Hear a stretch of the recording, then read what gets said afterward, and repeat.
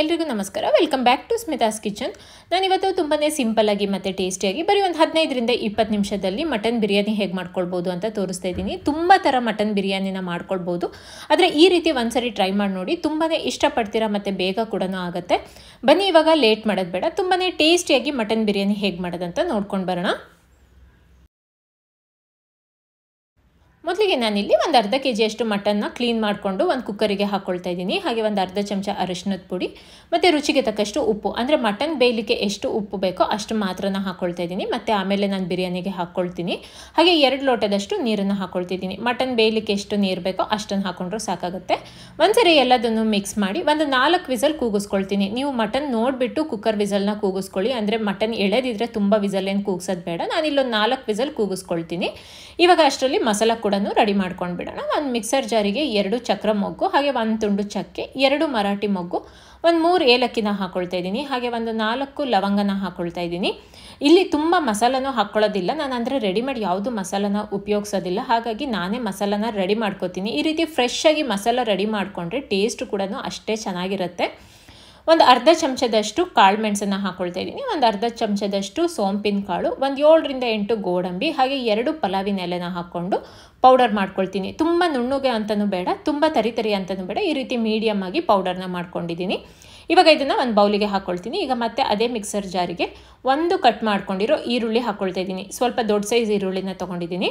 ಹಾಗೆ 5 ಹಸಿಮೆಣಸಿನ್ಕಾಯಿನ ಹಾಕ್ಕೊಂಡಿದ್ದೀನಿ. 1-2 ತುಂಡು ಶುಂಠಿ ಹಾಕ್ಕೊಳ್ತಾ ಇದ್ದೀನಿ.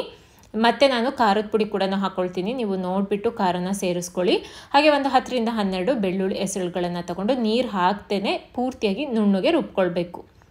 ನೋಡಿ, ಇಲ್ಲಿ ಈ ರೀತಿ ನುಣ್ಣಗೆ ರುಬ್ಕೊಂಡಿದ್ದೀನಿ. ಇವಾಗ ಇದನ್ನು ಸೈಡಲ್ಲಿ ಇಟ್ಕೊಂಡು ಒಗ್ಗರಣೆ ಮಾಡ್ಕೊಳ್ಳೋಣ. ಆ ಕಡೆ ಮಟನ್ ಕೂಡ ನಮಗೆ ಬೆಂದಿದೆ. ಈಗ ಕುಕ್ಕರಿಗೆ ನಾನಿಲ್ಲಿ 2 ಚಮಚ ಎಣ್ಣೆ ಹಾಕ್ಕೊಳ್ತಾ ಇದ್ದೀನಿ. ಹಾಗೆ 2 ಚಮಚ ತುಪ್ಪ ಹಾಕ್ಕೊಳ್ತಾ ಇದ್ದೀನಿ. ತುಪ್ಪ ಹಾಕ್ಕೊಂಡ್ರೆ ಸ್ವಲ್ಪ ಫ್ಲೇವರ್ ಚೆನ್ನಾಗಿರುತ್ತೆ, ಅದಕ್ಕೋಸ್ಕರ ಹಾಕ್ಕೊಳ್ತಿದ್ದೀನಿ. ಬೇಕಿದ್ರೆ ಹಾಕ್ಕೊಳ್ಳಿ, ಇಲ್ಲಾಂದರೆ ಸ್ಕಿಪ್ ಕೂಡ ಮಾಡ್ಕೊಳ್ಬೋದು. ಎಣ್ಣೆ ಮತ್ತು ತುಪ್ಪ ಚೆನ್ನಾಗಿ ಬಿಸಿಯಾದ ನಂತರ 1 ಚಕ್ರ ಮೊಗ್ಗು, 1 ಏಲಕ್ಕಿ, 2 ಲವಂಗ, 1 ತುಂಡು ಚಕ್ಕೆ ಹಾಕ್ಕೊಳ್ತಾ ಇದ್ದೀನಿ. ತುಂಬ ಮಸಾಲೆ ಏನಲ್ಲ, ಸ್ವಲ್ಪ ಹಾಕ್ಕೊಳ್ತಾ ಇದ್ದೀನಿ.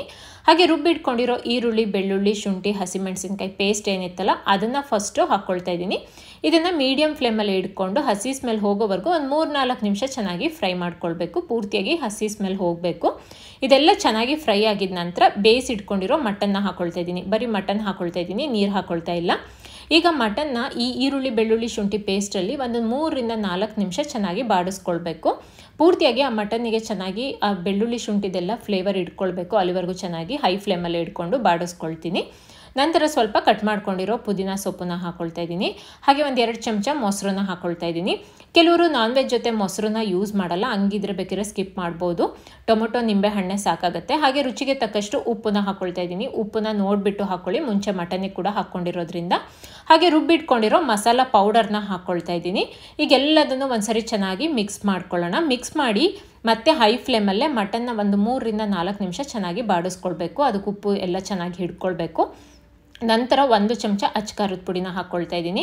ನೀವು ನೋಡಿಬಿಟ್ಟು ಖಾರನ ಸೇರಿಸ್ಕೊಳ್ಳಿ, ಆವಾಗಲೇ ಹೇಳ್ದಾಗೆ ಮೆಣಸಿನ್ಕಾಯಿ ಕೂಡ ಹಾಕಿರೋದ್ರಿಂದ. ಹಾಗೆ 1 ಚಮಚದಷ್ಟು ಕೊತ್ತಂಬರಿ ಪುಡಿನ ಹಾಕ್ಕೊಂಡು ಪೂರ್ತಿಯಾಗಿ ಮತ್ತೆ ಒಂದ್ಸರಿ ಎಲ್ಲದನ್ನು ಮಿಕ್ಸ್ ಮಾಡಿ ಎಣ್ಣೆಲ್ಲೇ ಒಂದು 3ರಿಂದ 4 ನಿಮಿಷ ಮತ್ತೆ ಚೆನ್ನಾಗಿ ಬಾಡಿಸ್ಕೊಳ್ಬೇಕು. ಸುತ್ತ ಎಣ್ಣೆ ಬಿಡಬೇಕು, ಪೂರ್ತಿಯಾಗಿ ಎಲ್ಲ ಹಸಿ ಸ್ಮೆಲ್ ಹೋಗಬೇಕು. ಅಲ್ಲಿವರೆಗೂ ಚೆನ್ನಾಗಿ ಫ್ರೈ ಮಾಡ್ಕೊಳ್ಳೋಣ.